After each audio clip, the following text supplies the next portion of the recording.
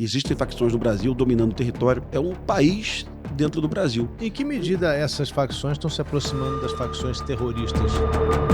Você fechar uma cidade durante 2 horas, queimar 37 ônibus, você espalhar um medo, terror, isso é terrorismo na Itália, na França, na Albânia, em Cuba, na China, onde for. Só não é terrorismo no Brasil.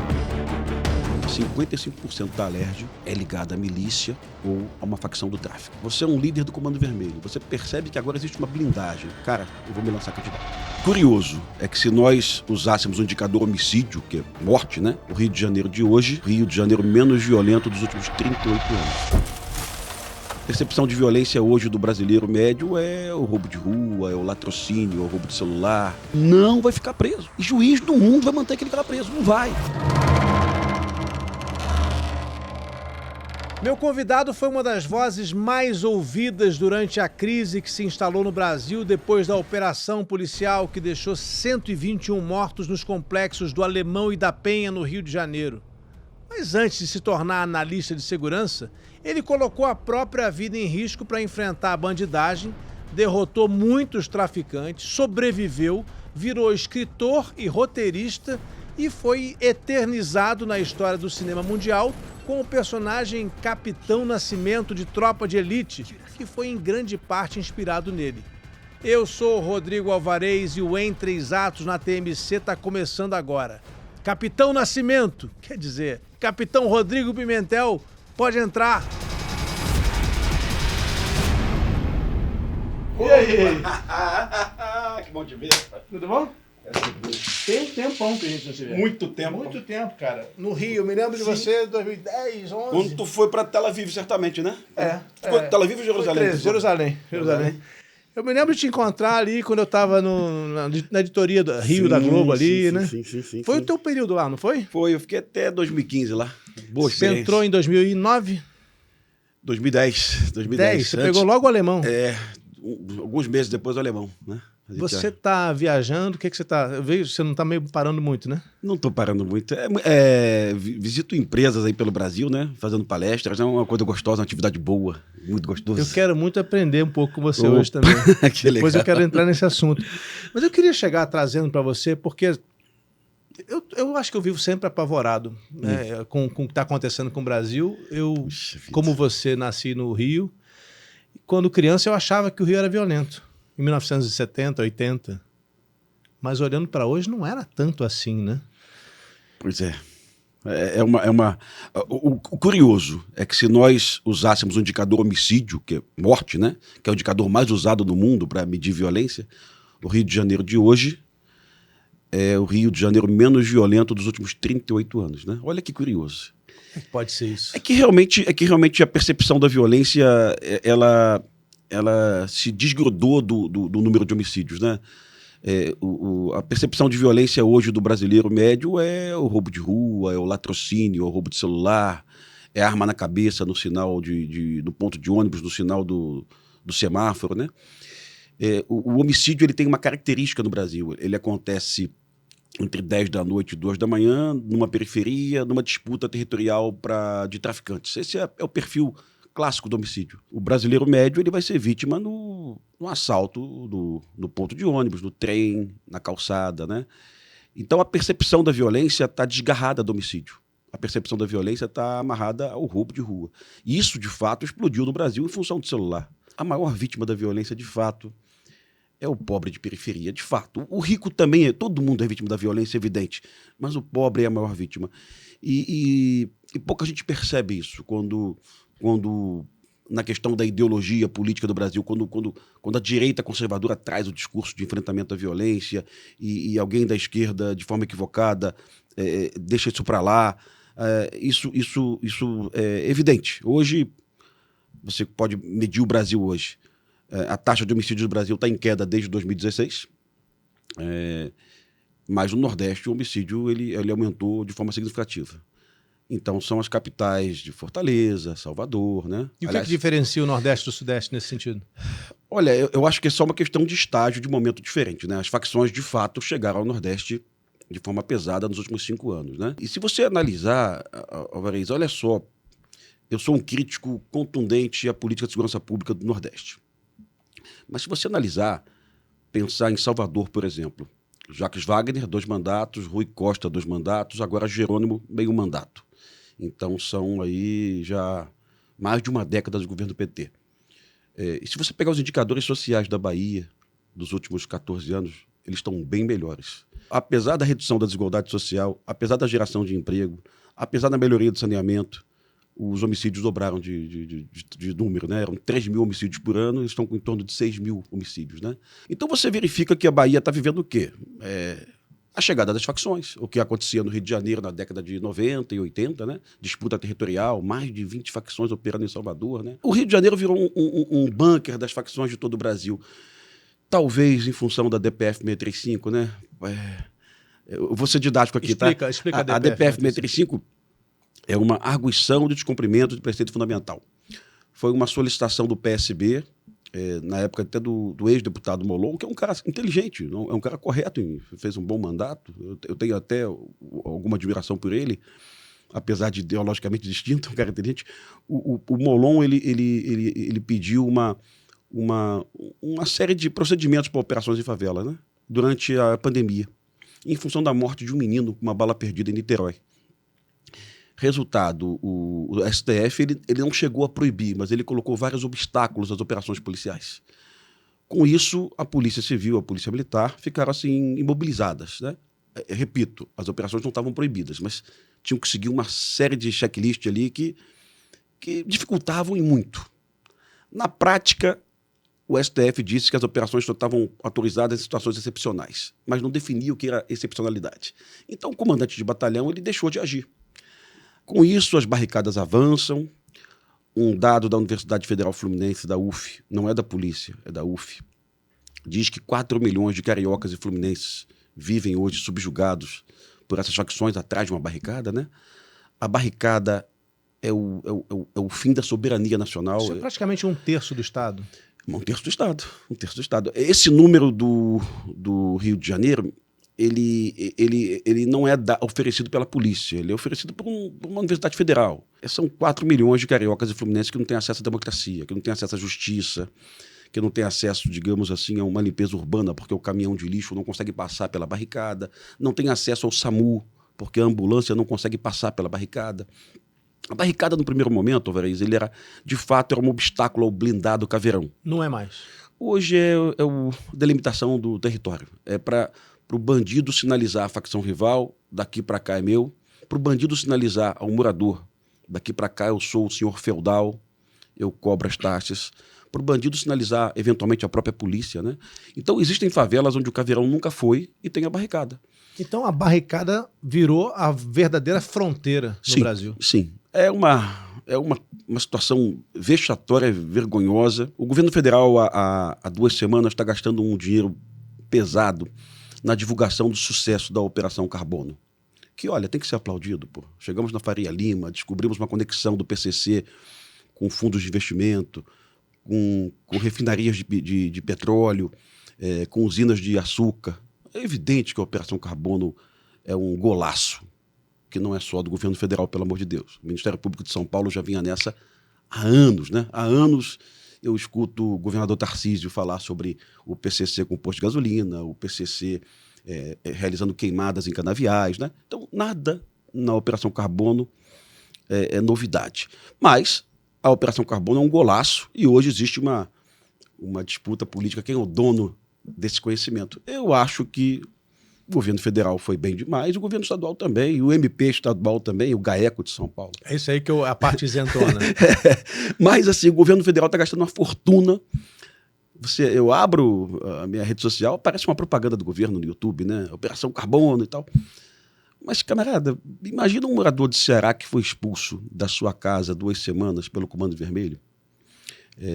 É um êxodo de guerra, né? O cara é expulso, ó, sai da sua casa, tua casa não te pertence mais. Minha casa é minha vida. Isso continua acontecendo? Porra, isso está acontecendo em Maranguape, está acontecendo na Bahia, em Eunápolis, em Salvador, está acontecendo em minha casa, minha vida, em várias periferias do Brasil. O Fórum Brasileiro de Segurança Pública, que é uma ONG que analisa os números do Brasil, nos ofereceu um número em 2023, não sei qual a metodologia usada, disse o seguinte, ó, o crime no Brasil, 350 bilhões de reais, né? cocaína e maconha, 15 bilhões. Então, quando você soma esse número, você percebe lá atividades do crime que são negligenciadas pela repressão policial. Você vê a questão do vape.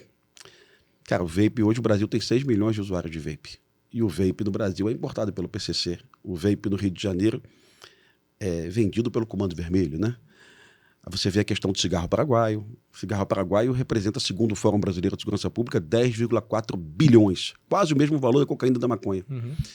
E você pode perguntar para um governador, cara, quando o governador sentar aqui, qualquer um de direita ou de esquerda, cara, a tua polícia está realizando operação para reprimir, prender, apreender cigarro paraguaio? O cara vai falar que não. Não faz nem ideia disso. A sociedade quer ver maconha e cocaína. Aí vou na questão do metanol mais recente, né? Alvarez, há 2 anos eu estava no Vilela, no Inteligência do Vilela, aparecia um maluco falando sobre bebida adulterada no Brasil, né? Esse cara tá louco, esse cara tá maluco. Ninguém falava disso. Nós tivemos em 2000 uma tragédia na Bahia. Tivemos 55 pessoas mortas na Bahia em 2 meses com metanol. Uma tragédia, cara. Parecido com o que aconteceu agora, adulteração muito de maior, bebida? meu irmão, muito maior. 55 mortos no intervalo de 50 dias, sabe? Uma tragédia. Depois tivemos no Piauí, em 2001, mais uma tragédia. 6 mortos em um dia. Depois tivemos em Guarulhos, São Paulo, 2006, uma festa de música, talvez eletrônica, não sei, com 110 pessoas internadas com sintoma de metanol. Então, a tragédia estava se desenhando. Era questão de tempo. A adulteração com metanol sempre existiu. Talvez, nesse momento, alguém tenha errado a quantidade de metanol, mas fato é que o crime no Brasil sempre vendeu bebida adulterada, embalada e tal. No Rio de Janeiro, isso é um pouco em área de milícia. Em São Paulo, me parece que isso é espalhado pela cidade, em bairros nobres, em bairros pobres e tal, né? Teve ocorrência em Moema, se eu não me engano, né? Jardins, né? Então, assim, mas quando eu converso com alguém do setor, talvez eles não falem isso com você, porque isso pode ser muito ruim para o setor, né? Alguém do setor diz, Pimentel, essa marca específica aqui, 90% da bebida é adulterada. Pô, ele sabe e compra. Não, o setor que eu digo de bebida destilada no Brasil, ele é vítima 2 vezes, né? Ele é vítima por causa da fraude e agora ele é vítima das pessoas fugindo da bebida destilada. Uhum. Se você caminhar num bar desse à noite aqui nos próximos 2 meses, todo mundo foi pro vinho ou pra cerveja. Ninguém quer saber da caipirinha. Se você pensar no Rio de Janeiro nesse verão, milhares de turistas do mundo todo que querem provar caipirinha, os caras vão fugir da caipirinha. Eu estava na praia final de semana, naquelas barracas da orla ali, vende caipirosca, né? Eu não bebo destilado, mas não vendia nada, né? O impacto do anúncio da morte dos paulistas aqui vai afetar todo o setor do mercado da bebida destilada. Então o setor sofre 2 vezes. As pessoas fugindo do destilado e a bebida adulterada. E você disse que estava falando disso já 2 anos atrás? Eu estava falando porque poucas polícias do Brasil se preocupam com isso.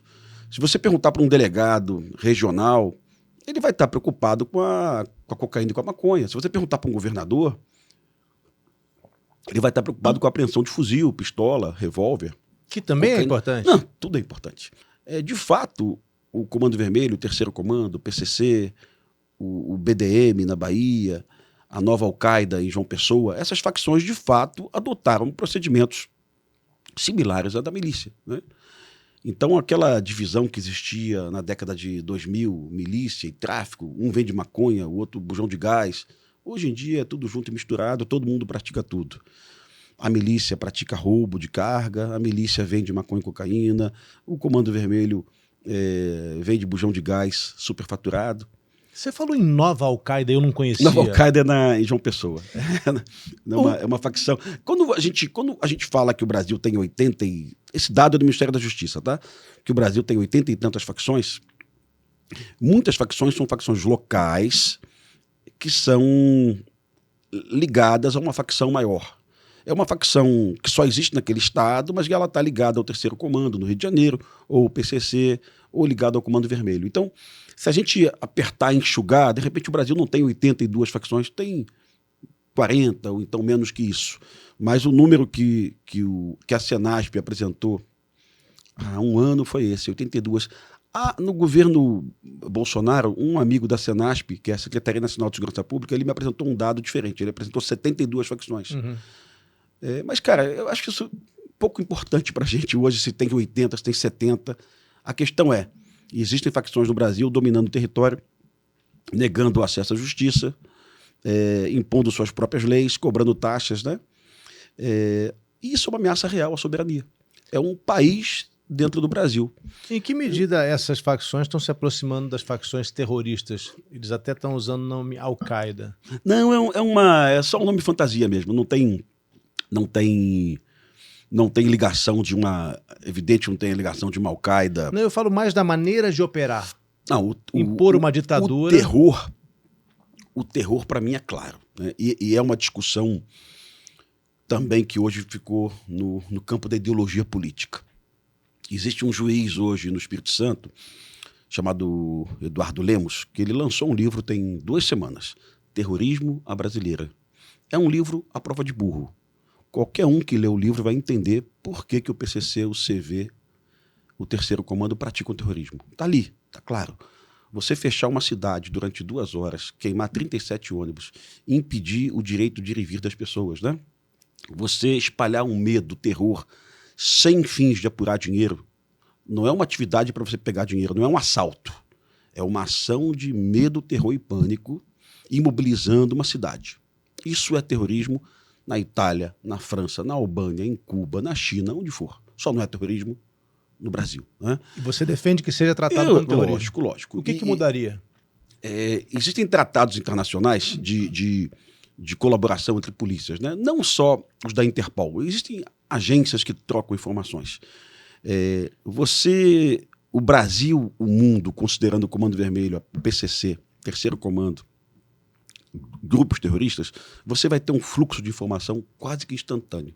Você vai pegar o telefone e vai ligar para a ATF nos Estados Unidos, para o DEA, para o FBI, para a CIA.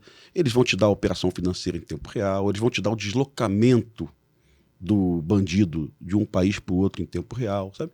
Sem autorização de juiz, sabe? Tirando a formalidade do Poder Judiciário, que é importante, sim, mas se eu sei que é um grupo terrorista, que o mundo reconhece aquilo como uma ameaça ao planeta, e é uma ameaça ao planeta, de fato é. O PCC, o Comando Vermelho, hoje colocam cocaína e maconha. Colocam cocaína na Europa. Na Austrália também? Na Austrália. O PCC provoca uma crise ambiental nos rios do Amazonas, né, com mercúrio, né, em função da extração de ouro, né, dos garimpos. Pouca gente sabe disso, mas o PCC pratica crime ambiental em larga escala. Quase todo o mercúrio que você acha em Roraima hoje, ele chega via Paraguai subindo por rodovia. Então, quem leva esse mercúrio é o PCC, sabe? Isso todo mundo sabe. Aliás, isso já foi dito pelo governo federal. Então, o PCC é uma ameaça bem maior do que a gente imagina. Mas o Dr. Rui Ferraz, no final da década de 90, início da década de 2000, ele já dizia em eventos públicos, eu convidei ele para vários eventos, em seminários e tal, ele já dizia que o PCC era uma ameaça terrorista. Antes de 2006, porque em 2006 o PCC matou 45 policiais em 2 dias. Você lembra disso? Nos ataques de São Paulo. O PCC matou soldado do Corpo de Bombeiro, matou policial civil, matou policial feminina na rua voltando para casa. Isso, né? É terrorismo. Lógico que é. Essa ação, ela não tinha o interesse de buscar dinheiro numa atividade de roubo. Era uma ação para colocar o Estado de São Paulo de joelho. Para fazer o governador mudar de opinião. Só para todo mundo entender, quando você fala que não tinha objetivo de buscar dinheiro, porque isso caracteriza o crime organizado. E quando você tira o elemento financeiro, caracteriza terrorismo. Sim. Eu posso entender que uma ação para roubar um banco no interior, quando o PCC chega no interior, ou o próprio Comando Vermelho realiza uma ação de novo cangaço, que o PCC coloca bombas, explode agências bancárias, amarra um cidadão de bem no capô de um carro, né, como aconteceu aqui em São Paulo 2 vezes. Eu posso entender que aquilo, olha, é uma ação de roubo. Um roubo utilizando explosivos e tal. Eu posso até argumentar que aquilo é uma ação de uma facção poderosa roubando de banco. Mas quando você sai da questão buscar dinheiro e você parte para a questão somente espalhar terror para fazer o Estado mudar de opinião, aí você tem clara, evidente ali que é uma ação de terrorismo, né? Há 3 semanas, a Polícia Federal prendeu o deputado TH Joias, do MDB, um deputado que já tinha sido condenado a 14 anos de cadeia, que fugiu da ficha limpa, por algum motivo, eu não sei como, conseguiu se candidatar, era suplente, era o 3º suplente do partido. Aí o governador tirou o filho do Pisciani e colocou na Secretaria de Esporte. Um outro deputado, o Ottoni, teve um problema de saúde e faleceu. Com isso, o TH Joias subiu para a Alerj, ganhou a cadeira dele. E tem só esse deputado ou tem outros associados? A Polícia Federal, ela diz num relatório que foi divulgado pelo Correio Brasiliense que 55% da Alerj é ligada à milícia ou a uma facção do tráfico, né? A PEC da blindagem favoreceria ao TH Joias, ele voltaria para a cadeira de deputado, né? E certamente os deputados de direita não tiveram a coragem de falar isso para os seus eleitores, né? Eu ouvi a manifestação de alguns deputados de direita, olha, essa PEC da blindagem é importante para a gente equilibrar as forças com o STF. Ok, mas diga também que isso vai favorecer a facção, por favor. Não minta para o seu eleitor, não, né? Porque isso ia favorecer. Não só esse caso, outros casos. Não, no Rio de Janeiro nós tivemos 12 deputados presos nos últimos 15 anos, né? Mas eu entendo também quando um cara de direita manda para mim, pô, Pimentel, você não está entendendo, o momento do Brasil é confuso, o STF perdeu a mão e a gente precisa se proteger. Mas, cara, ok, só explique para o seu eleitor as consequências disso. Só isso, né? Quando o Tropa de Elite 2 ficou pronto, eu fui assistir Tropa de Elite 2 em 2 cinemas. Em Duque de Caxias, Baixada Fluminense, e fui assistir no Leblon, no Cine Leblon. Aquela cena do deputado apanhando do Capitão Nascimento, as pessoas levantavam no cinema para aplaudir de pé. Todo mundo torcendo para aquele deputado tomar uma coça do Capitão Nascimento. Esse filme é antes do Vem Pras Ruas, antes da Lava Jato, né? Uhum.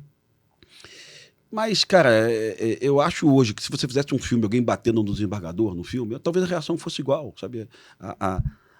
O descrédito dessas instituições é muito grande, né? Não estou nem falando de STF não, viu, Varejo? Aliás, nem vou falar de STF aqui.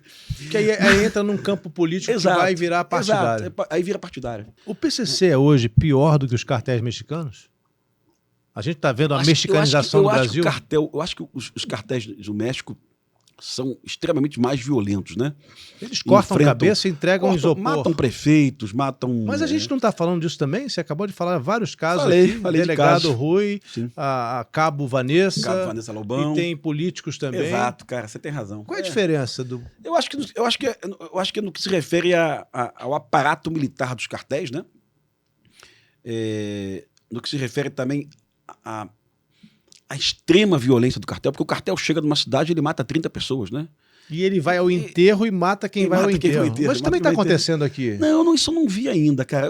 A situação de Fortaleza que eu queria dizer para você, desse vendedor de churrasquinho, é que eu estou falando pelos jornais de Fortaleza. Os jornais do Sudeste fingem que isso não existe.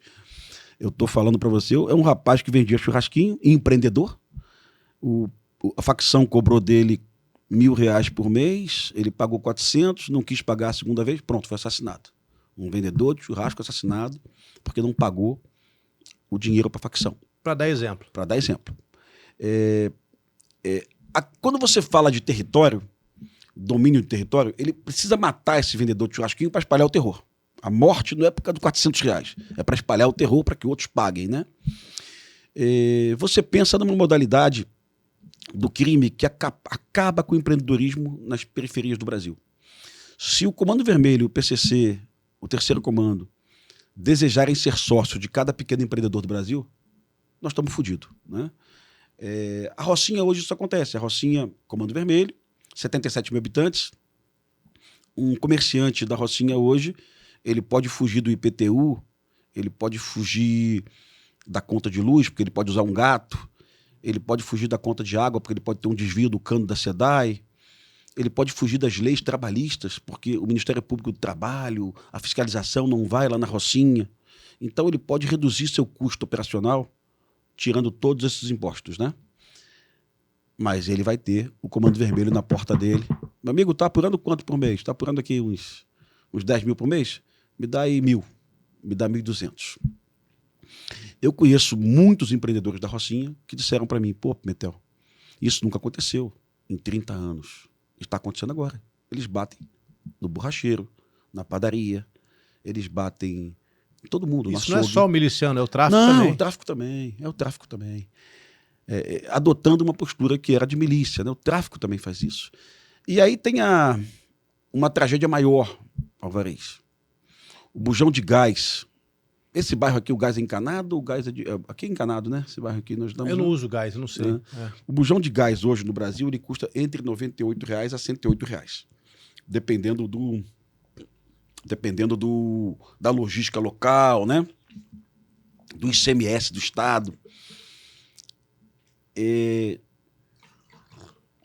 O bujão de gás vendido por um miliciano no Rio de Janeiro, ou por uma facção, ele custa em torno de 140 a 50 reais. É mais caro. Muito mais caro. Aí você é um morador honesto, que você não quer ajudar a facção. Então eu vou comprar o bujão de gás lá na rua, no asfalto, né? O filme Tropa de Elite 2 tem uma cena disso. O miliciano fala, pode voltar. Leva esse gás lá embaixo, vai comprar o meu bujão de gás. O primeiro homicídio investigado pela Draco no Rio de Janeiro, de miliciano, foi em função do bujão de gás. Foi o assassinato de um morador que resolveu comprar um bujão de gás na rua, ao invés de comprar o bujão de gás da milícia. A investigação do delegado Cláudio Ferraz, um homicídio, ele identificou o autor do homicídio, prendeu. E a gente coloca isso no filme Tropa de Elite. Anos depois, essa prática ela é adotada pelas facções. Então hoje um pobre no Rio de Janeiro, ele é obrigado a comprar um gás muito mais caro que o valor de mercado. Ao invés de pagar 102, 105, ele pratica 150. Ele vai consumir, se ele tiver 3 filhos, ele vai consumir em média um botijão de gás a cada 21 dias. Então ele vai consumir em torno de 18 botijões no ano. Multiplicado por 30, ele vai pagar aí para a facção quase R$600 por ano. Adicionais. Adicionais, né? Então são R$600 que a facção vai comprar um fuzil. Só do gás. Só do gás. E muitas vezes esse morador vai falar para você, pô, lá na minha quebrada, na minha periferia, eu não sofro extorsão, tá? Uhum. Tem a questão da internet, Alvarez. A questão da internet hoje, eu conversei com um morador de Braz de Pina, a rua dele foi invadida pela facção, pelo terceiro comando. Ó, a partir de hoje a internet aqui é nossa. Localiza para as pessoas de Braz de Pina. É subúrbio da Penha, no Rio de Janeiro. É uma região que era um bairro residencial bem legal na década de 70 e 80, muitos comerciantes portugueses, né? O Rio de Janeiro tem esses bairros de periferia que são bonitos, né? Ilha do Governador, Braz de Pina. Então não é um local pobre, não. E perto do Largo do Bicão, ali nessa região, e esse morador, ele disse para mim, Pimentel, o Comando Vermelho fechou, tirou a internet, formal, vamos chamar formal TIM, Claro e Vivo, né? A Oi não existe mais. E me ofereceu a internet do Comando Vermelho. Aliás, o preço igual, R$109 por mês. CVNet. CVNet. TCPNet, terceiro comando, né? Aí ele falou, Pimentel, mas eu não quero usar. Eu não admito pagar essa porra pra esse filho da puta. Não vou pagar. Apesar da oferta estar camuflada. A empresa que bateu na minha porta tinha o CNPJ, o cara veio com uma camisa de gola polo, com a logomarca da empresa. Uhum. Apesar de tudo isso, eu sei que aquilo é da facção. Esse cara sabia, tinha certeza? Não, todo mundo sabe. Aí ele resolveu colocar o Skynet em casa do Elon Musk, né? Ele falou, pô, minha antena tá escondida no telhado, ninguém vai ver essa porra, né? Tá funcionando. Então, assim, no mundo caótico que a gente está vivendo, pode ser uma solução. Para você fugir da facção, tá? Pode ser uma solução. Mas aí você está deixando de pagar uma empresa brasileira que está dando emprego aqui para dar emprego lá para o Elon Musk, né? Nos Estados Unidos, não é para a empresa dele. Não, eu não estou dizendo que você está defendendo, não, mas é o jeito, né? Porque, Alvarez, eu não acredito mais em governador que me apresente um plano de segurança pública focado no combate à maconha e cocaína eu quero que combata a maconha, a cocaína, a internet, o gás, o cigarro paraguaio, o vape. Eu quero que combata a corrupção no judiciário. Eu sei que o governador não consegue fazer isso, mas só o que a gente está fazendo hoje não está funcionando mais. O Reginaldo, que é um ativista social, um cara que eu escuto muito, ele foi do Afro-Reg, ele falou: Pimentel, perdemos a economia informal do Rio de Janeiro para o tráfico, né? Até aquela menina que vende bala na porta da favela, ela tem que dar um dinheirinho para a facção. Aquela dona que vende aquele pãozinho com café no ponto de ônibus, se ela estiver na periferia, ela tem que dar um dinheiro para a facção. Eu tive um colega da Polícia Militar que teve a mãe extorquida num comércio em Jacarepaguá. E a mesma coisa. A mãe dele falou: filho, não sei, eu acho que eu prefiro pagar, né? O cara que vai cobrar a mãe dele não é o mesmo toda semana. A facção vai trocando de pessoas, né? O cara que vai cobrar não vai armado, vai desarmado. O cara que vai cobrar não tem passagem pela polícia, se for preso é primário, né? Então, se você realizar uma operação e conseguir prender o cobrador não é a mesma pessoa que realizou a extorsão. São pessoas distintas. A extorsão é um crime invisível. E quando a facção está consolidada, a extorsão também está consolidada. Se a gente não tiver uma legislação no Brasil para crime de extorsão desarmada, acreditar na palavra do comerciante: fui extorquido, o cara veio aqui. A minha teoria, compartilhada por alguns colegas, é que um fenômeno Bukele no Brasil, ele não vai ser um Ronaldo Caiado em Goiás, ele não vai ser um Ratinho Júnior no Paraná, ele não vai ser um Tarcísio em São Paulo, ele não vai ser um Cláudio Castro no Rio de Janeiro, ele não vai ser um Zema em Minas Gerais. Um fenômeno Bukele no Brasil, quando surgir, vai surgir na Bahia ou no Ceará. O cara vai acordar e vai ver: olha, não está dando mais. Morador expulso de casa, morador de periferia expulso da cidade. É o Quaquá de Maricá, vice-presidente nacional do PT. Aquele PT raiz, né, metalúrgico, né? Ele tem 2 conjuntos Minha Casa Minha Vida em Maricá. Os 2 foram invadidos pelo Comando Vermelho. Centenas de moradores expulsos pelo Comando Vermelho, né? Um projeto social, Minha Casa Minha Vida, importante para o Brasil. Você dá uma casa lá para um pobre, né? Financia. Aí vem uma facção, expulsa o cara da casa. Vai tomar no cu. O né? que você está dizendo, o que você está dizendo é que a solução para a violência, para essa violência desmedida no Brasil, vai vir de uma radicalização? Tu viu o depoimento do Quaquá sobre Não. isso? Você consegue, nesse momento de polarização política no Brasil, você consegue acreditar num prefeito do PT, vice-presidente nacional da legenda, dar uma entrevista dizendo: em Maricá, quem invadir casa vai pra vala. E pra vala... Mas ele vai fala morrer. e faz ou só fala? Não, cara. Ele até agora ninguém foi pra vala por causa disso. Mas ele buscou soluções bem enérgicas para resolver o problema. A solução vai vir de um governo de esquerda no Brasil, no Nordeste, que vai sentir tanta pressão da população local, que vai entender que todos os esforços de segurança pública possíveis e imagináveis foram realizados: investimento em capacitação de policiais, concursos públicos, compra de aeronave, compra de colete, compra de fuzil, compra de viatura, instalação de batalhão, tudo foi feito. Não dá em nada. Não dá em nada. Ele vai acordar: calma aí, para que tenha uma solução, eu preciso manter esse bandido na cadeia. Esse bandido não está ficando na cadeia. Ele está saindo na saidinha de Natal, ele está saindo na audiência de custódia, né?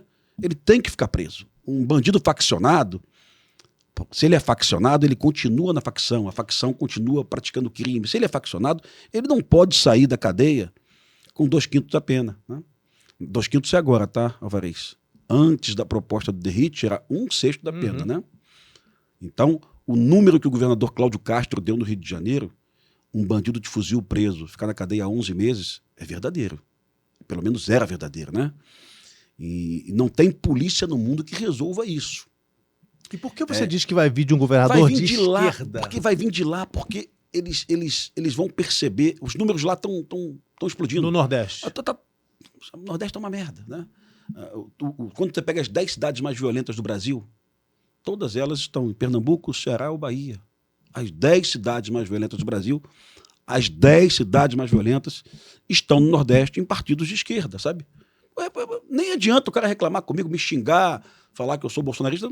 É fato, porra. É só pegar um número do Fórum Brasileiro de Segurança Pública e analisar. Você é bolsonarista? Não sou não, porra. Sou de direita, mas não sou bolsonarista. Não sou mesmo. Não sou. Eu me equilibro, eu bato aqui, bato lá, eu critico o PL, eu critico a PEC da blindagem, né? Eu critico os colegas da Comissão de Segurança Pública que não apresentam soluções factíveis. Anistia? Eu sou pela anistia mesmo. Por quê? Eu sou, cara. Eu sou assim, cara. Primeiro, eu preciso dizer que quem chutou cavalo da Polícia Militar, quando o cavalo caiu no chão e foi chutado por manifestantes, aquilo me deu um ódio sem tamanho. Eu gosto muito de bicho, viu, Alvarez? Eu tenho um cachorro que eu pego na rua e tal. Então, o cara que chutou um cavalo, aquela cena do cavalo caindo, aqueles manifestantes de camisa da seleção brasileira bicando o cavalo, eu acho um bando de filha da puta, merecia uma cadeia mesmo. Mas quando você entende tudo que aconteceu no Brasil nos últimos anos, você manter um manifestante que não tinha ciência de fato que aquilo é uma preparação de um golpe. Não adianta falar que... Você não discute que era uma preparação de golpe, não, só que talvez eles não soubessem. Não, eu tenho certeza que eles... Eu tenho certeza. Mas havia uma preparação de um golpe? Eu acho que hoje, de alguns daqueles militares, sim, né? Alguns são meus amigos pessoais, viu, Alvarez? Alguns eu conheço há 20 anos, né? Porque eu era de operações especiais, a gente fazia algum tipo de intercâmbio e conversava. Alguns são amigos de infância, né?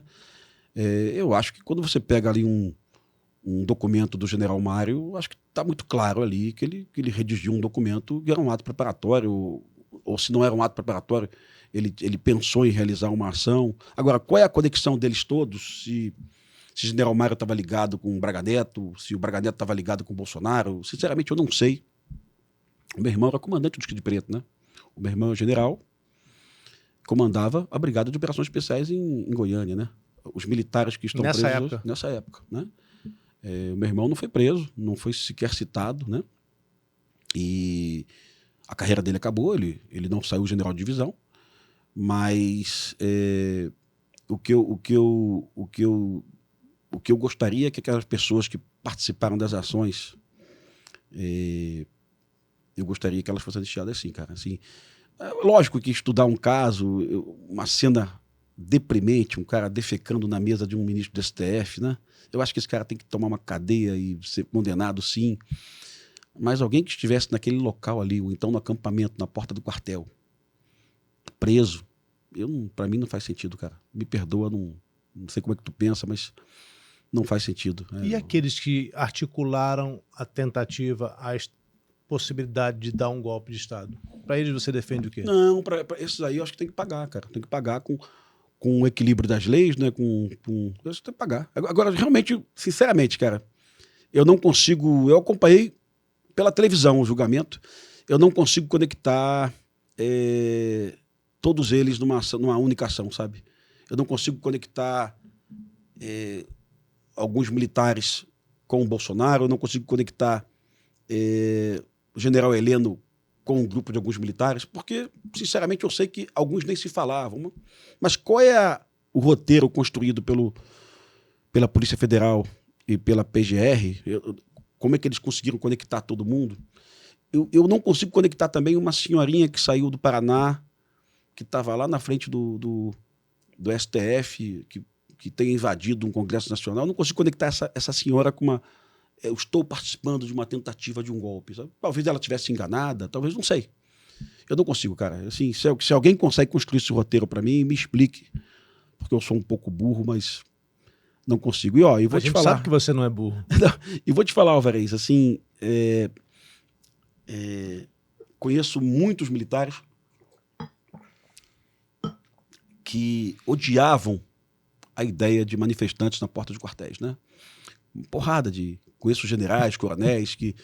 Pô, Pimentel, por mim eu tirava todo mundo da porta do quartel. Mas, inclusive, o general Dutra tentou, em algum momento, tirar os militares. Todo mundo sabe disso, isso é fato, está na mídia, né?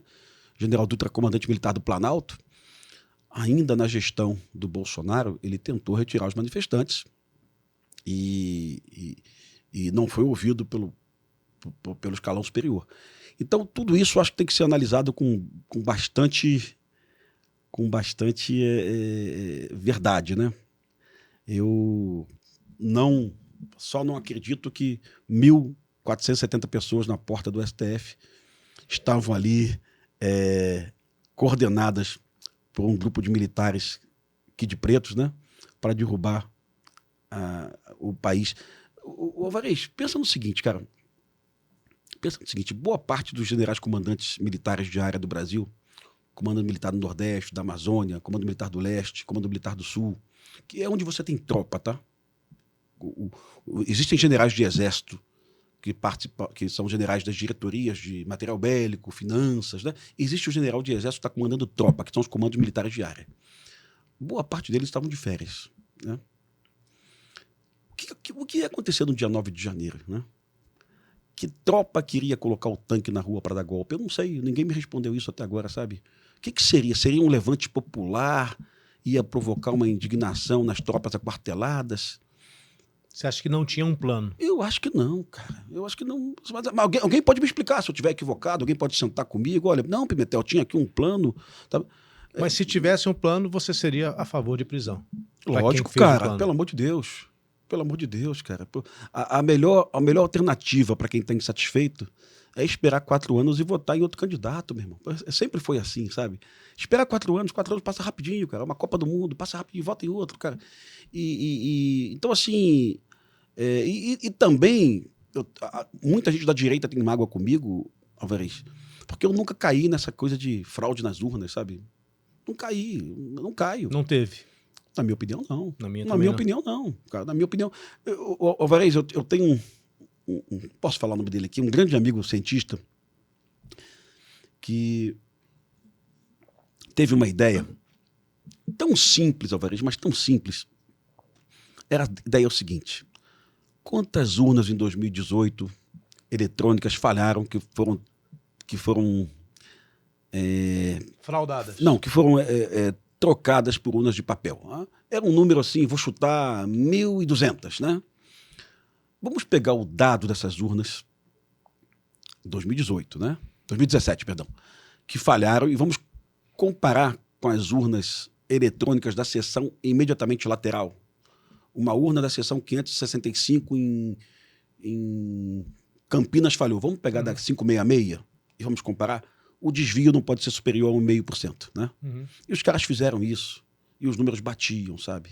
Então, usando um espaço amostral de urna de papel, comparando com a eletrônica do lado, não tinha desvio, sabe?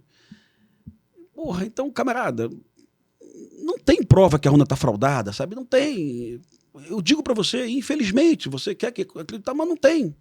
A equipe do Exército Brasileiro, que foi convidada para ir no TSE, pelo próprio Barroso, à época ficou lá no TSE durante um tempão e não pescou nada. O relatório do Exército Brasileiro, que o Exército Brasileiro produziu, não tem evidências, né? Então, como é que eu vou acreditar que tinha isso? O que eu acho interessante é que você, apesar de se posicionar como de direita, você não compra todas as brigas da direita. Tomei vacina, Alvarez, porra. Tomei 4 doses, porra. Não compro, não. Você se considera um pensador livre? Sim. Tomei 4 doses de vacina e se tiver a quinta, eu tomo a quinta, a sexta, eu tomo a sexta. E não compro a tese da eleição fraudada de jeito nenhum. Eu acho que nem Bolsonaro compra mais, viu? O Bolsonaro não fala mais sobre urna fraudada, sabe? O que pode gerar um debate foi aquela tentativa do TSE de trazer os jovens de 16 anos para a eleição, né? Aquele esforço hercúleo do TSE do voto de 16 anos, faltando alguns meses para a campanha, porque muita gente sabia que o eleitor de 16 a 17 anos ia votar no PT, né? Então, essas posições do Tribunal Superior Eleitoral e também no que se refere a censuras em blogs, aí, em mídias sociais, eu acho que isso tudo a gente pode discutir, que o jogo do TSE não foi justo. Isso aí eu acho que verdadeiramente não foi, não. Mas no que se refere à urna fraudada, Eu nunca caí nessa história. Porque se a urna fosse fraudada, meu amigo, o cara que fraudou a urna vai colocar o Lula na presidência, mas vai dar pro Lula um congresso todo da direita, é isso? Ele fez alguma coisa errada, né? Vai dar o Senado pra direita e vai deixar o Lula dependente do Centrão. Que coisa de louco, que fraudador de merda esse cara aí, que confusão que o cara... Vai dar São Paulo pro Tarcísio, vai dar Minas Gerais pro Zema. Então é isso, vai ser uma fraude pela metade. Desculpa, viu? Vou tomar porrada com essa porra, viu, Varejo? Mas não acredito, irmão, não acredito, tá? Eu fui do BOPE, fiz filme, os caras imaginam que eu seja um Capitão Nascimento, porra. Não é? Cara, não. Eu tenho que... às vezes eu defendo o Wagner Moura nas minhas redes, os caras ficam putos com o Wagner Moura pela posição. Calma aí, Wagner Moura. Bastante esquerda. O Wagner Moura é um cara que tem coração, um cara foi carinhoso com os policiais do BOPE, foi educado com todos os policiais, cara. Eu lembro de um fato que muito me emociona. Um policial do BOPE perdeu o filho, cara. O Wagner Moura ligou pro policial para falar com o policial, sabe? Então o Wagner Moura é um cara que tem um baita de um coração. Vou falar mal do Wagner Moura, tá doido, cara. O cara é foda. Agora, não concordo com o pensamento dele, mas não vou pra rede social para dar porrada dele. Isso não te torna inimigo dele? Não. Eu quero muito saber por que você entrou na polícia e por que você saiu da polícia. Mas eu vou te fazer um convite para você me responder isso no nosso segundo ato. Vamos lá. Vamos? Que isso, camarada? Puta que pariu. Você me falou que não bebe destilado, mas você bebe vinho, né? Aqui, ó. Esse aqui é um lugar preparado pra você. E aí, como é que você chegou até aqui? Pô, que bacana. Eu tinha 25 anos de idade. Eu já era capitão. Eu comandava nessa época a equipe Alfa. E o comandante do batalhão falou, ó, tá vindo uma equipe de documentaristas aqui no BOPE, conheceu o BOPE. Tava com uma HK MP5 na mão, ó. De onde é essa arma? Essa arma era do BOPE, era uma submetralhadora calibre 9mm, era a melhor arma que tinha na Alemanha. Era a melhor submetralhadora do mundo, até hoje é. Qual a diferença de uma submetralhadora para um fuzil? Submetralhadora utiliza a munição de pistola, 9mm ou 45. O fuzil utiliza a munição 5.56 ou 7.62, né? Em termos de quantidade de tiros? 30 tiros. Hoje o carregador, todos os carregadores são 30 tiros, tanto do fuzil quanto da submetralhadora. Em quanto tempo dá 30 tiros? Essa aí 1 segundo e meio, talvez. 1 segundo e meio. Você já disparou 30 segundos? Já. Quando você faz um disparo de 30 tiros, é um tiro de cobertura. É para você apoiar uma equipe avançando, tá? Não é um tiro técnico. E também não é um tiro muito seguro para você dar em favela, não, tá? Na favela você tem que entender que existe o morador. O morador, ele não pode ser vítima, né, cara? Então, a operação em favela, para que não acontecesse uma tragédia, ela tem que ser algo muito técnico, né? Alvarez, você viu aí há alguns meses uma equipe do BOPE entrando no Santo Amaro à noite, num dia de festa junina. 11 civis foram baleados, né? Você chegou a acompanhar isso, né? Então, não tem como ficar do lado dos colegas do BOPE, né? Assim, de novo, apesar de adorar o BOPE, ser apaixonado pelo BOPE... Posso ver de novo? Apesar da paixão, eu tenho que falar, olha, não existe razoabilidade numa operação policial no meio de um campeonato de quadrilha de festa junina. Conhece a favela Santo Amaro? Sim, eu vi, acompanhei essa história. Cara, então assim, a gente pode ser conservador, pode ser de direita, mas não precisa comprar o pacote completo. Uma operação numa favela do Rio de Janeiro, com a rua cheia de gente, é uma boçalidade. Tá? É algo de alguém que não está nem um pouco preocupado com os efeitos colaterais. Pimentel, mas no filme Tropa de Elite 1 tem uma cena do BOPE invadindo uma favela no meio de um baile funk. Tá? Sim, tem. Aquela cena de abertura do Tropa de Elite 1. Sim. E aí? Mas era uma cena que, na verdade, aconteceu. Era para resgatar uma equipe cercada na favela. Aí é uma situação extremamente fora da curva, emergencial. Se você não for lá, o teu colega vai morrer. Então, aquela cena de abertura do Tropa de Elite, uma equipe do BOPE chegando na favela naquela favela no Leme, Chapéu Mangueira, para resgatar uma equipe de policiais cercados, aquilo ali de fato acontece, pode acontecer, pode ser razoável. Mas se você entrar numa favela na sexta-feira à noite, vou checar uma informação que um traficante famoso está escondido ali. Vai morrer gente civil. Cara, não é isso que a sociedade quer. Eu acho que quem defende uma operação como aquela está equivocado. O comandante do BOPE caiu, foi afastado pelo governador.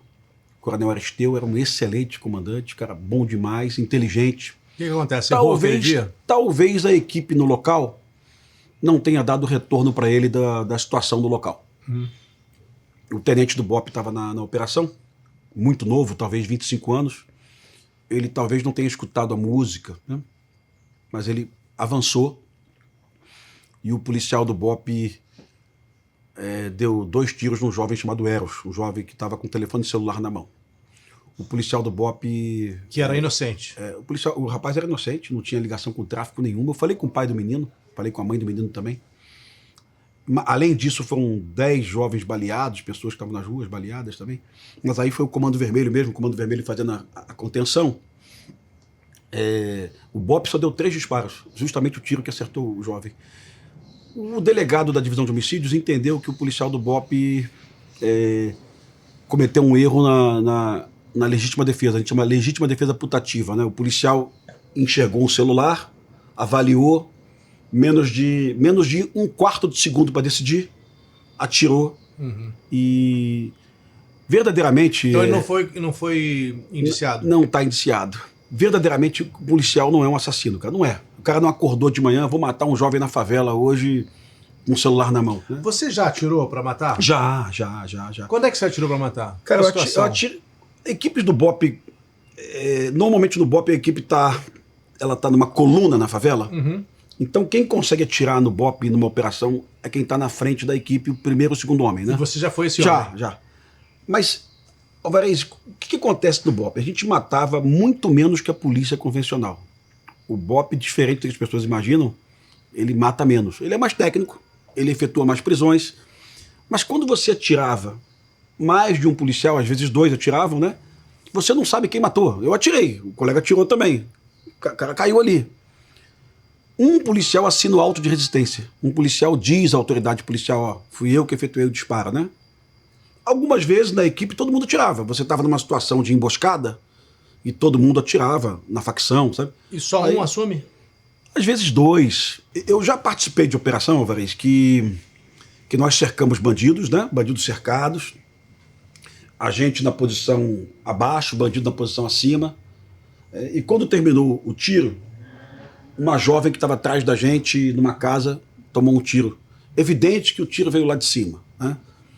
Mas a menina morreu em função da operação policial, ok? Então eu conto várias situações como essa. Eu conto num podcast aí, uma favela chamada Morro do Turano, Operação Papa, ano de 98, talvez, quando o Papa veio no Brasil. A nossa equipe buscou um abrigo numa casa de laje, com 4 pilares sustentando a laje. Cada policial da minha equipe escolheu um pilar para ficar escondido. E os bandidos descobriram a gente. Cara, a casa tomou muito tiro. A casa deve ter tomado na faixa de uns 200 tiros. E a mulher que estava na cama em cima da gente foi baleada. Era uma senhora muito gorda, mas muito gorda. Para tirar ela da cama, a gente chamou o corpo de bombeiros para tirar ela da casa. E o marido dela me chamava de assassino. Seu assassino, seu assassino. Mas eu dizia, cara, mas a gente nem atirou, né? A gente nem atirou. Aí, numa hora de lucidez, ele falou, eu sei que vocês não atiraram, mas vocês usaram minha casa como escudo, ok? Ele estava certo, porra, né? Ele estava certo. Você usar a casa de um morador da favela como escudo, você vai atrair o tiro para aquela casa, sabe? Mas tem outra saída? Não tem outra saída. A outra saída seria não realizar a operação, né? Então, até hoje, toda operação vai usar uma casa como escudo? Vai.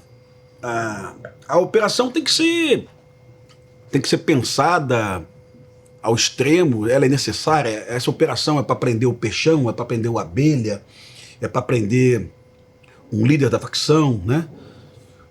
É realmente emergencial essa operação. Mas se você está indo prender o peixão, o abelha, esses grandes aí, sim, e tiver chance, você iria matar?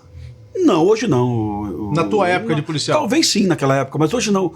Hoje, cara, a maturidade vai te trazendo essa questão assim, faz o que tá no papel, é pra prender, prende, sabe? É um conselho ao jovem policial brasileiro, cara, não troca a sua liberdade por um bandido morto, prende. Você tá com câmera ali, prende o cara na forma da lei, algema. Se o desembargador vai soltar, não é problema seu. Se o juiz vai soltar, não é problema seu.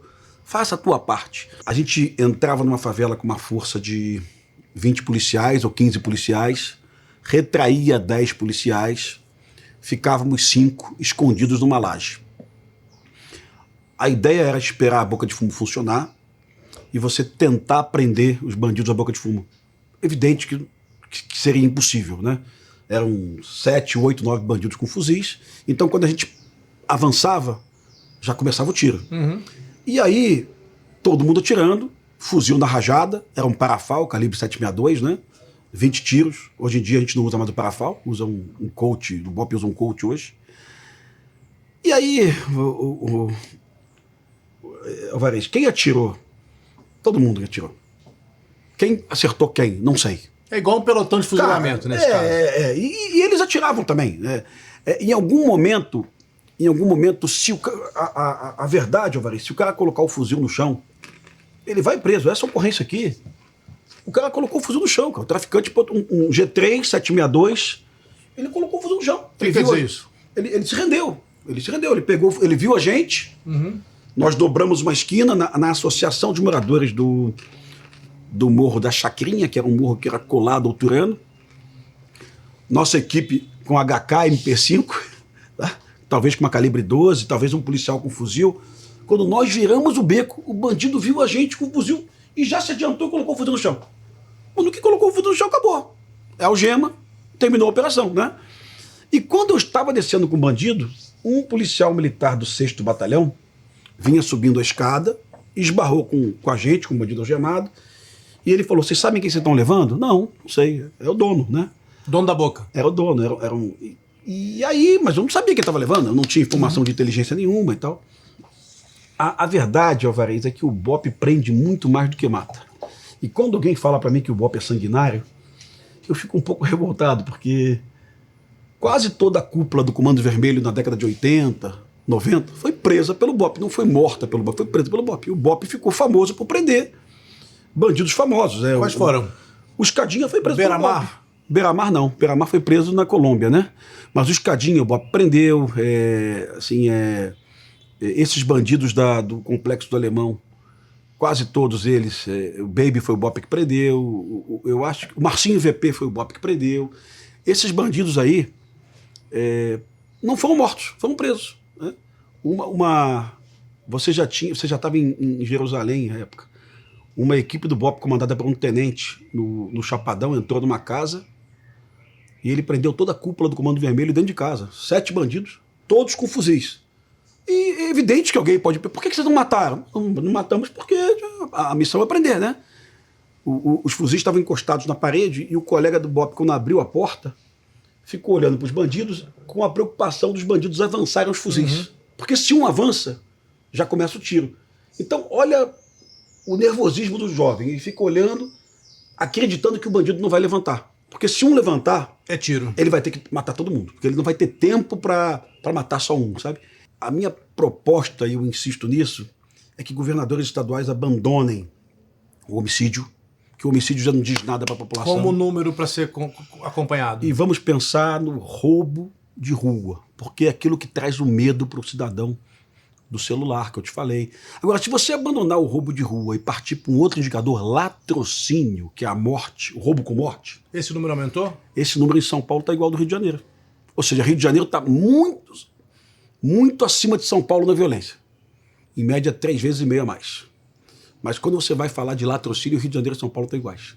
Homicídio no Rio, 3,5 vezes a mais? Rio de Janeiro está com 20,1, São Paulo está com 5,7. 20,1 por 100 mil habitantes? Mas nós já tivemos 50, irmão. Mas é muito alto. Mas nós já tivemos 50. Alvarez, nós já tivemos 50. Alvarez, Porto Alegre, aquela periferia de Canoas, já chegou a 55. Alvarez, São José dos Pinhais, do lado lá de Curitiba, aquela região ali, fora de Curitiba, já chegou a 42, sabe? Hoje, nós temos cidades que chegaram a 140, 120, que é Diadema, Luisiânia, e conseguiram cair. Porra, Diadema era um caso clássico aqui. Talvez um dia eu faça um livro sobre isso, talvez um dia eu dedique mais tempo a isso. Mas Diadema é uma secretária de Segurança Pública Municipal, que depois virou secretária nacional da Dilma Rousseff, a Regina Mick. A Regina Mick chegou à conclusão que o homicídio tinha uma dinâmica. 50 metros de um bar, entre 10 da noite e 2 da manhã. Fecha o bar. Pronto. Acabou o homicídio. E acabou mesmo. O número estava aqui em cima, despencou para quase nenhum. Ou quase seja, nada. quando tem inteligência, a gente resolve. Quando tem inteligência, resolve. Sem comprar viatura, sem matar ninguém, sem prender mil pessoas. Mas era uma situação muito próxima daquela realidade ali. Ela identificou e isso atraiu indústrias para a cidade. Isso foi bom para a vida econômica de Diadema. Né? Mas não estou falando que o case de Diadema possa ser reproduzido em todo o Brasil, não, tá? Porque não dá para reproduzir o case de Diadema no Rio de Janeiro hoje. O case de Luisiânia, bem legal também. Os pais e as mães em Luisiânia iam para o plano piloto trabalhar em Brasília e o filho ficava sozinho em casa até 4 da tarde. Saía da escola, ia jogar uma lan house, ia jogar sinuca e ali ele presenciava um homicídio num bar. Pronto, esse garoto está perdido. Ele já sabe que a resolução do conflito é com faca. Não adianta tu contratar 1000 policiais, viatura e tal.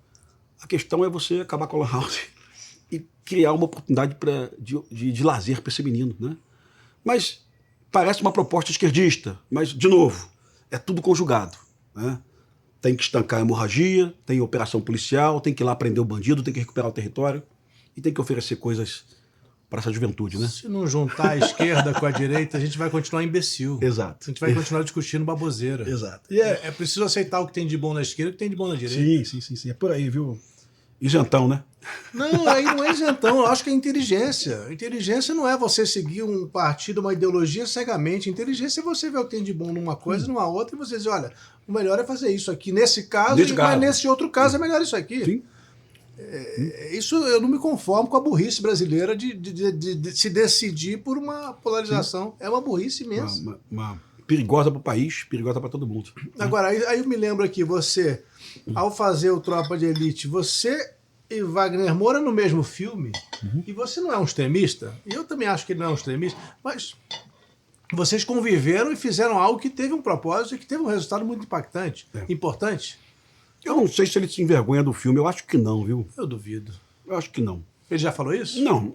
Às vezes alguém manda para mim numa rede social que o Wagner Moura diz que o filme gerou um movimento, digamos assim, de extrema-direita e tal.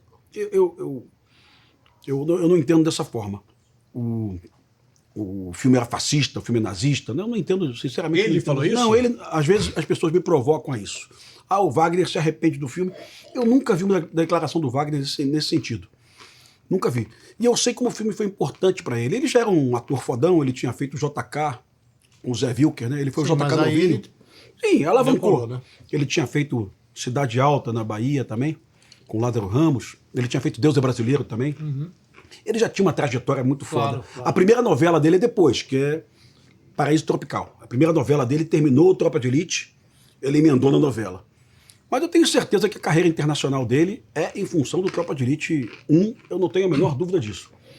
Mas ontem parece que ele citou 3 filmes brasileiros que as pessoas devem assistir e ele não citou Tropa de Elite, sabe? Eu não entendo isso como... Não é por modéstia, não? Não, eu não entendo isso como... não sei, mas eu não entendo como ofensa.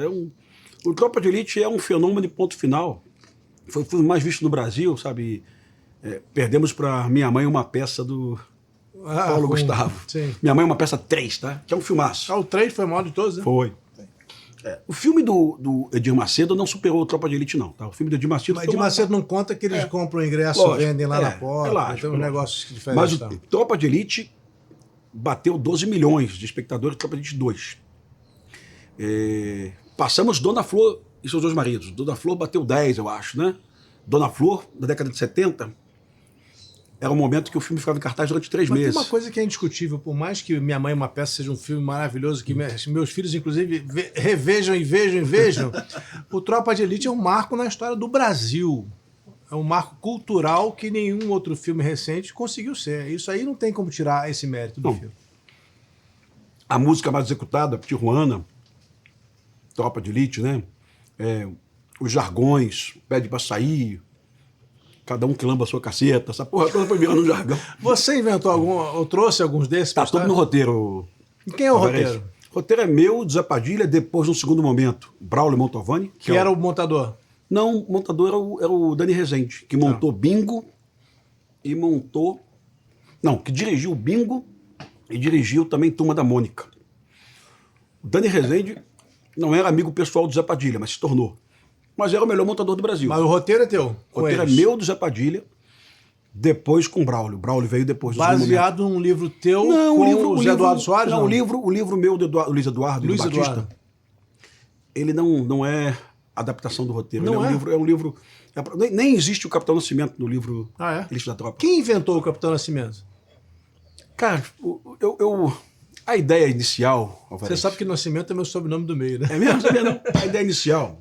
Eu quero muito saber como e por que você saiu da polícia sendo um policial tão bom. Mas eu vou te convidar a responder isso no terceiro ato. Porra! Foda.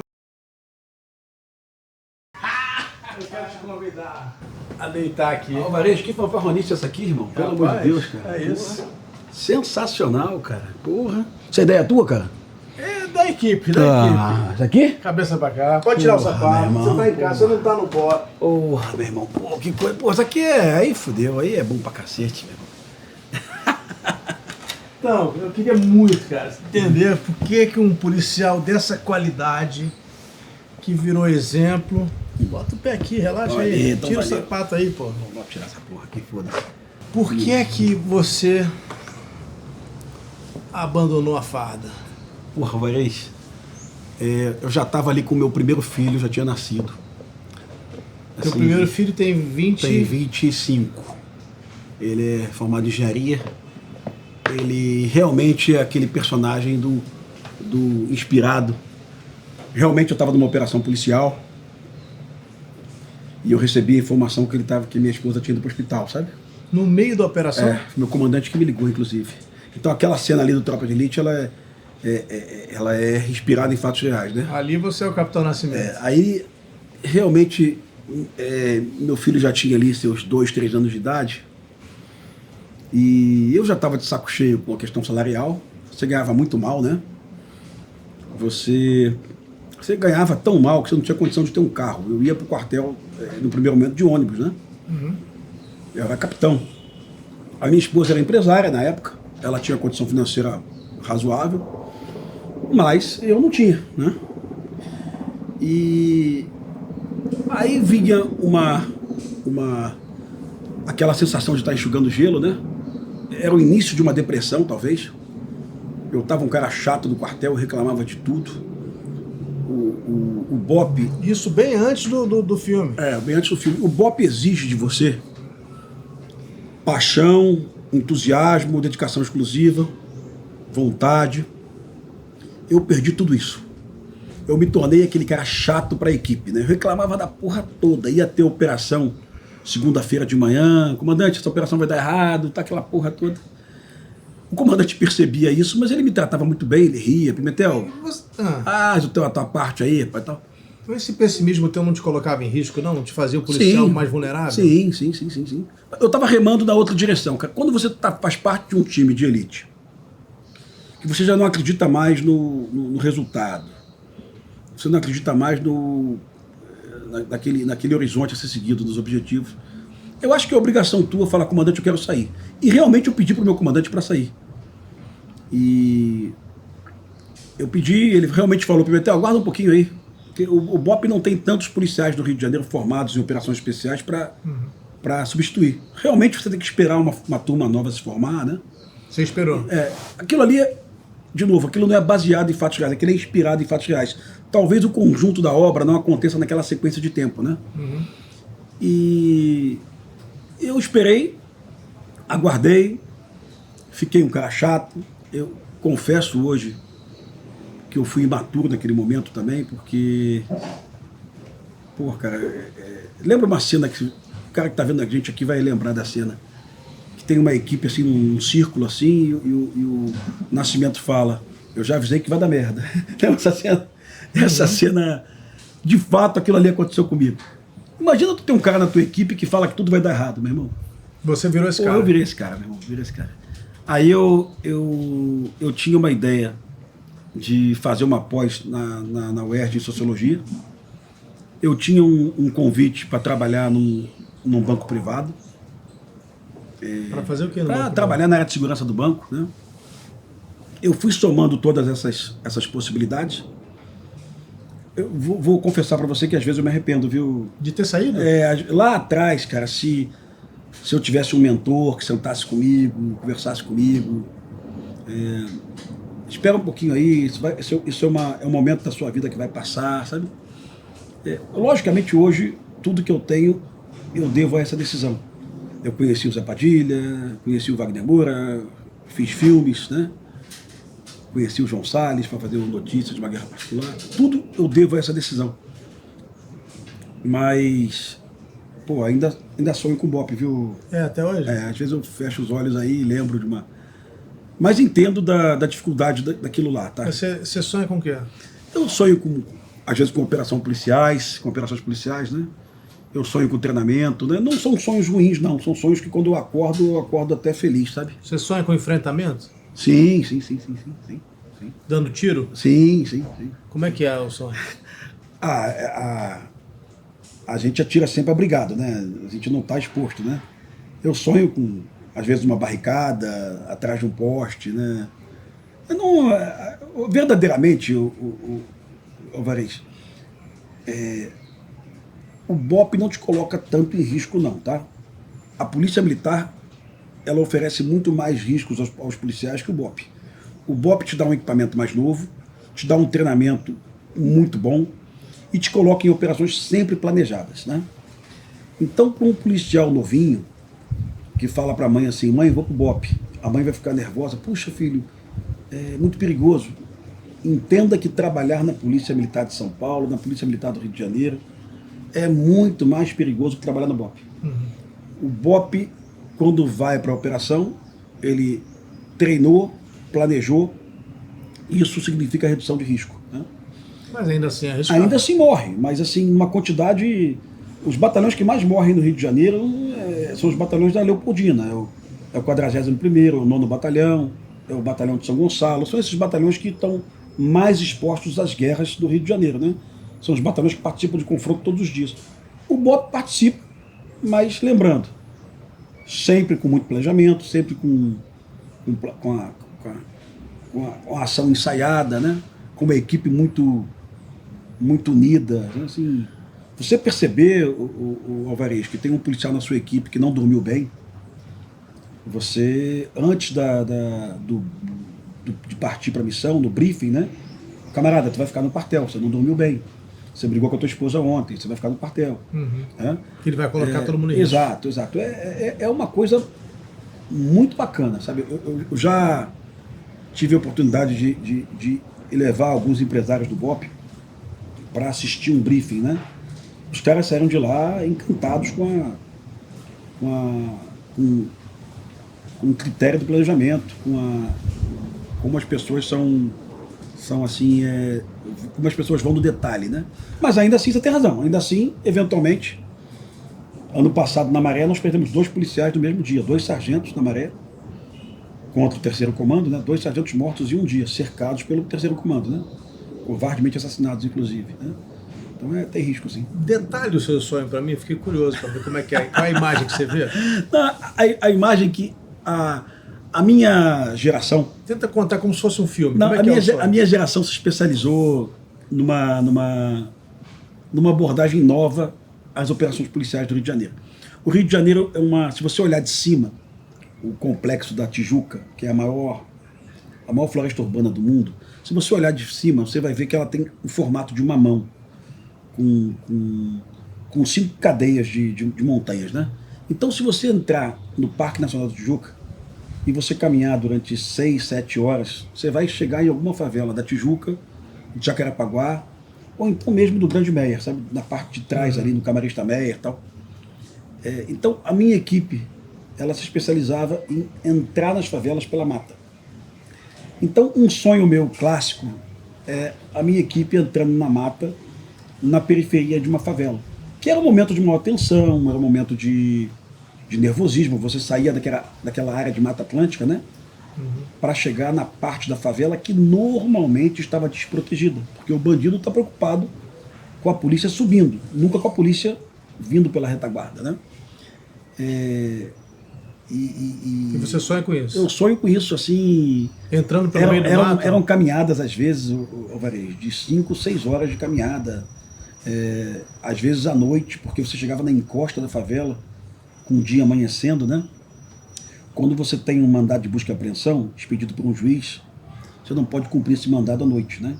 Então não tem como realizar uma operação de busca e apreensão noturna. Essa operação tem que acontecer depois das 6 da manhã. Então nossa equipe, para chegar na favela, sem ser percebida, ela vinha pela mata. E a mata à noite, você podia sofrer uma emboscada, não era normal, mas já aconteceu. Você podia se perder na trilha, você não podia conversar com a tua equipe, porque o som da conversa você escuta a 50 metros à frente, né? Então eram operações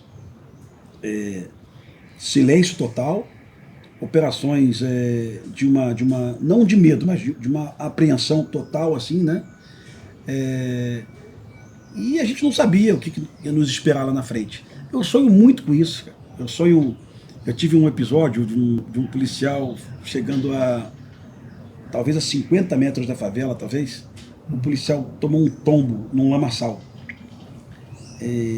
Esse policial deslizou pela lama e, ao invés de chegar na favela pela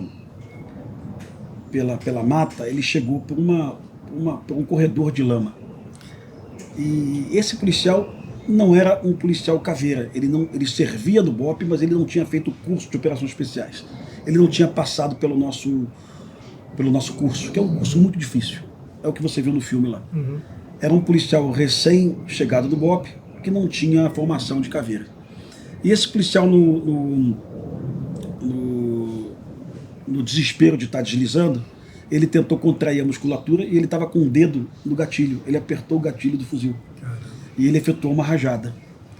Aquela rajada chamou a atenção de todos os bandidos da região para a nossa equipe.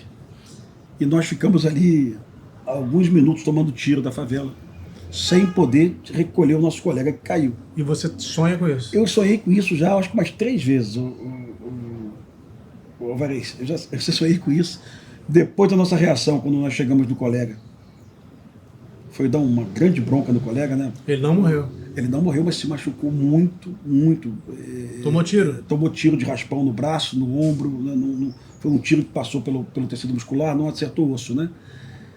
Mas tem que ir para o hospital e tal. A gente estava mais preocupado em dar uma bronca nele, não por ele ter tomado um tombo, por ele ter apertado a tecla do gatilho, né?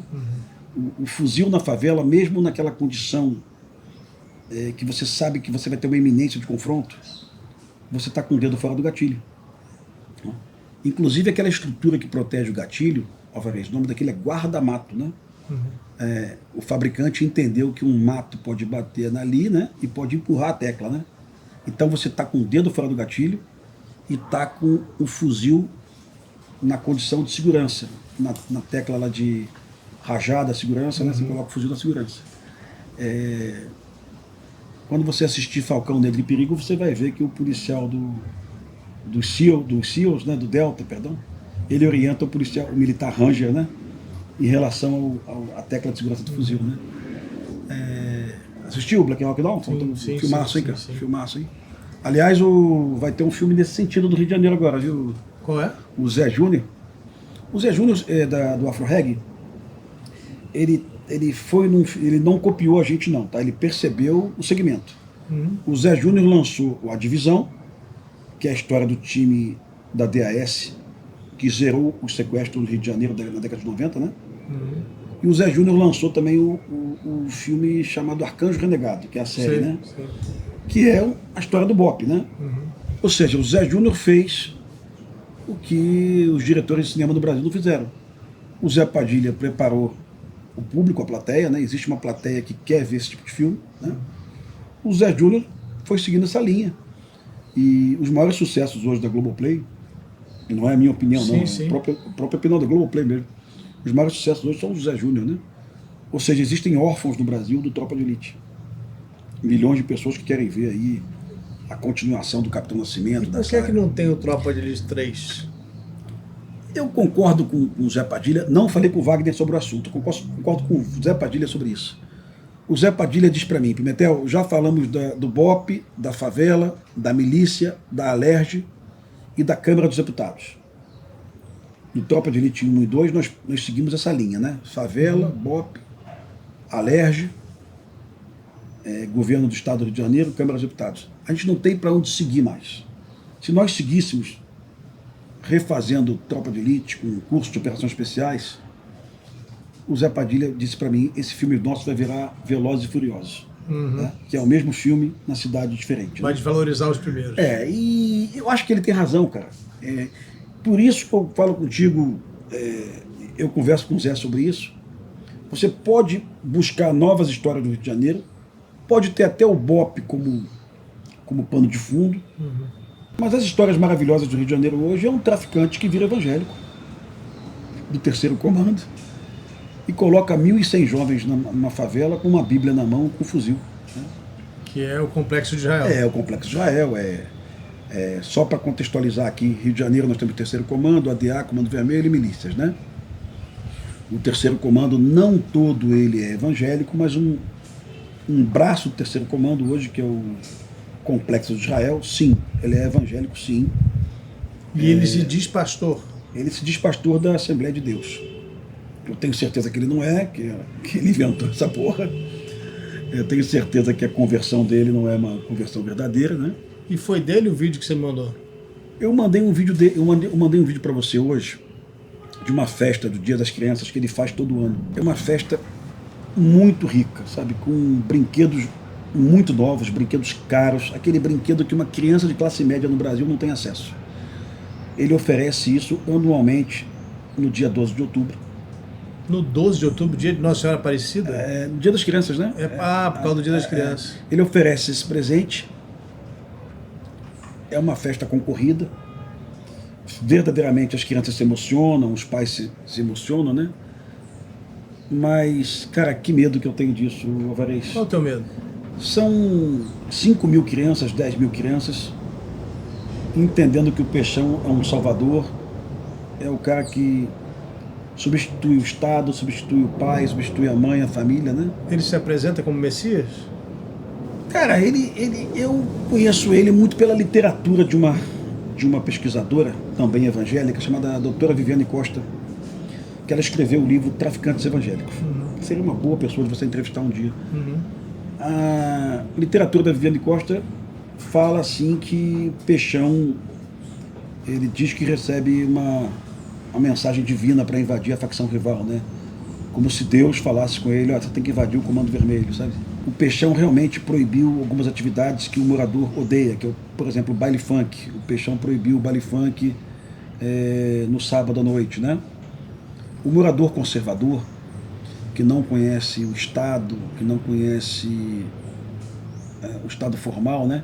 Ele tem 2 parâmetros, Comando Vermelho ou Terceiro Comando.